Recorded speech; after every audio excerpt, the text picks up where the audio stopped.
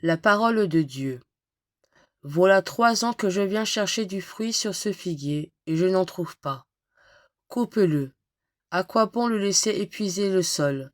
Mais le vigneron lui répondit. Maître, laisse-le encore cette année, le temps que je bêche autour pour y mettre du fumier. Peut-être donnera-t-il du fruit à l'avenir, sinon tu le couperas. Le commentaire. Après 3 ans de vie publique, la mission de Jésus semble porter peu de fruits. Pourtant, avec la Passion, voici le temps favorable, voici le jour du salut. Jésus est ce vigneron qui vient bêcher et mettre le fumier. En effet, par la croix, Jésus retourne le cœur du péché qui voit dans le crucifié le billet de la dette, exposé à son propre regard. Lorsqu'alors il était comme l'impie qui se voit d'un œil trop flatteur pour trouver et haïr sa faute, mais le péché révélé par la miséricorde peut transformer le cœur. Le cœur brisé et broyé devient le sacrifice qui plaît à Dieu. Le péché qui conduisait à la mort devient occasion d'action de grâce. Je rendrai grâce, en confessant mes péchés, d'un renouvellement de notre façon de penser pour discerner la volonté de Dieu. Comme le fumier devenu engrais, le péché confessé ouvre à la grâce et permet un choix renouvelé de sainteté.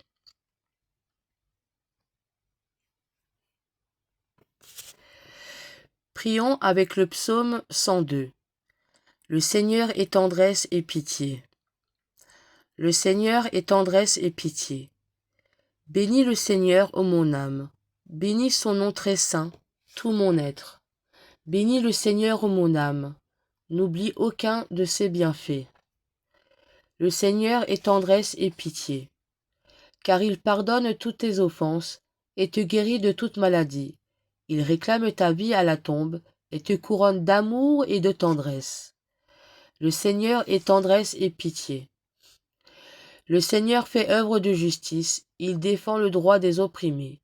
Il révèle ses desseins à Moïse, aux enfants d'Israël, ses hauts faits. Le Seigneur est tendresse et pitié. Le Seigneur est tendresse et pitié, lent à la colère et plein d'amour.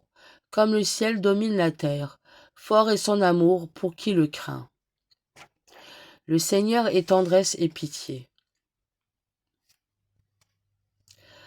Rendre grâce.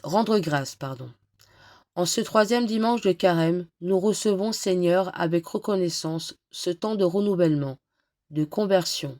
Laissons nos cœurs se conformer au tien. Affermis notre volonté et permets que nous goûtions la joie de la réconciliation. Avec les chrétiens du monde et pour tous les hommes de bonne volonté, nous disons: Notre Père, qui es aux cieux, que ton nom soit sanctifié, que ton règne vienne, que ta volonté soit faite sur la terre comme au ciel. Donne-nous aujourd'hui notre pain de ce jour. Pardonne-nous nos offenses, comme nous pardonnons aussi à ceux qui nous ont offensés, et ne nous laisse pas entrer en tentation, mais délivre-nous du mal.